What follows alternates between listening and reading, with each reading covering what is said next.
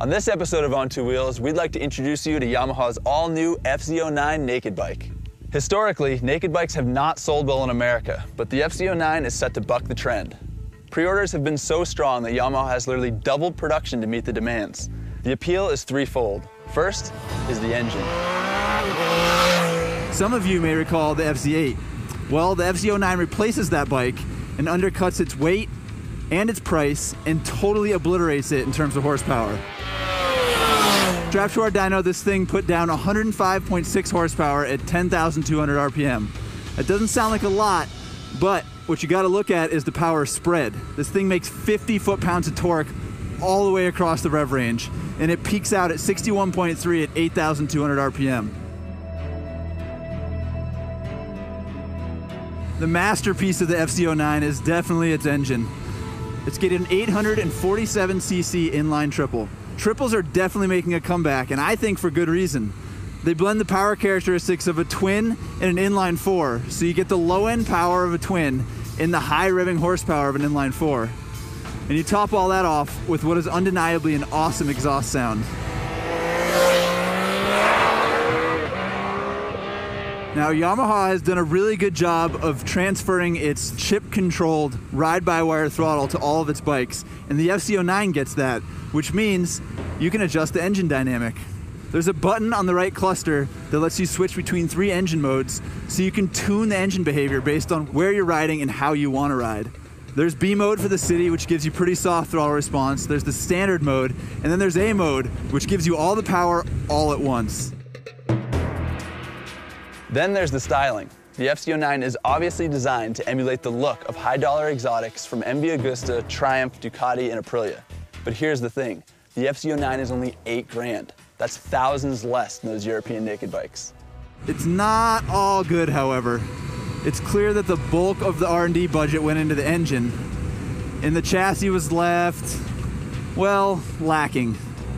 The suspension is incredibly soft and underdamped, so truth be told, while the motor makes me want to just pin the throttle and haul up and down this road, I gotta be a little bit careful because the fork collapses as soon as you touch the brakes, and the weight transfer of the soft shock means that there's a lot of movement. It's really not the best thing for going through corners. That's unfortunate, but it doesn't really bother me that much because you can fix suspension and brakes. That stuff's not hard to remedy. What is hard to change is an engine, and this thing does not need any help. This motor is awesome.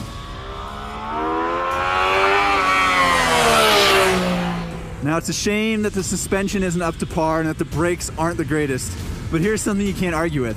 This bike is $7,990. I mean, in the grand scheme of things, that is a cheap motorcycle, and this thing has a lot of potential.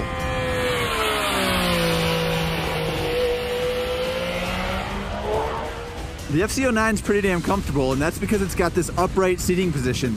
Compared to the FZ8, the handlebar's 2 inches higher and 1.5 inches closer to the rider, so you're really upright and over the front end. It's actually a lot like a supermoto.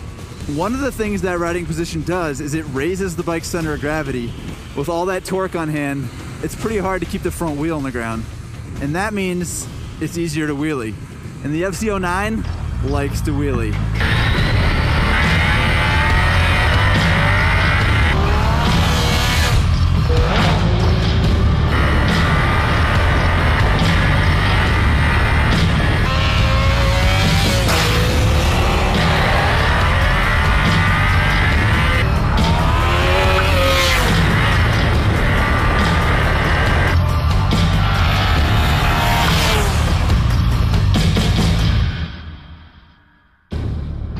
It's true, the FZ09 is built to a price point and the engine totally overpowers the chassis, but for $8 grand, it's still a tremendous value, and we can totally understand why the FZ09 is in such high demand. The overriding appeal is definitely the new 3-cylinder engine, and we can only hope that Yamaha slots it into a purebred sport bike in the near future. That's it for this episode of On Two Wheels. If you want to learn more about the FZ09, check out the article at motorcyclistonline.com, and if you've got any specific questions, feel free to leave a comment below.